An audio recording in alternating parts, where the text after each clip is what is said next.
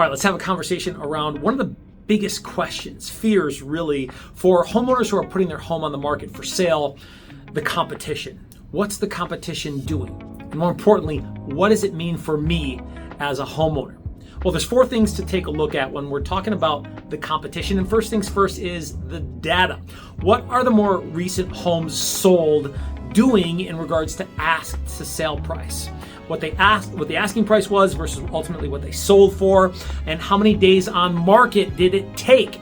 How many price reductions did they need? Now we'll look at that inside market information that you can't get online in the state of Texas. We'll look at pending data for properties that have gone pending. We have a buyer and a seller in agreement. They haven't necessarily closed yet. And there's some inside market information that I can share there to understand what's happening versus what we just see on a piece of paper, because of the relationships I have, because of the conversations I'm able to create with the listing agents to find out a little bit more on what we can expect from the pending data. Now, ultimately, what are the active homes doing? What's happening right now with new home listings? What's happening with new homes that are still unsold after a longer period of time? So all this data gives us better understanding on how we can fare versus the competition.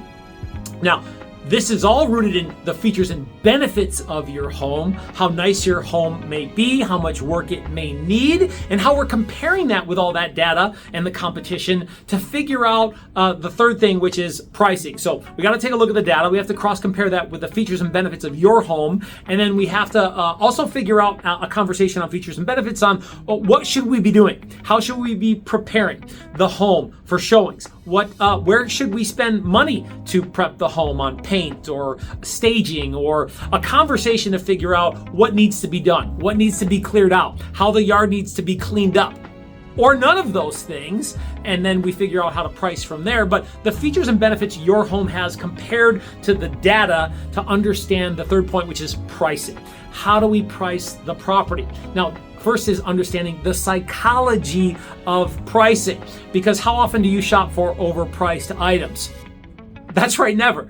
And so it is with the real estate industry, where buyers are simply not going to look at properties 3 to 5%, priced over 3 to 5% of the recent closings. So you really have a little bit of margin to stay within the recent closings. Of course, there are exceptions in regards to what your home may have to offer, but they really need to be exceptional, because there are other properties like yours that has the views or the upgrades or the yard. And so we'll take a look at all of that data to figure out what pricing makes sense to make sure that we are getting people through the door. And that happens with point number 4, which is marketing. Now, while most realtors do 0 transactions, 60% of realtors last year did 0 transactions, really 5% of us are doing 95% of the business. So am I having a conversation with a professional who, besides putting a sign in the yard, putting it on the MLS, and saying a prayer that it will sell, what are they doing to be able to get your properties sold? How are they creating conversations around that with organic social media, paid advertisements, direct agent to agent or broker to broker conversations, networking, and how are you holding them accountable to that? Now, that's the conversation I want to have to make sure that with all of these things combined, we understand the competition so that we can win with the competition. This is about the Vision Realty Group's about your vision, and it'll be our mission to help you get what you want in the time frame you want it.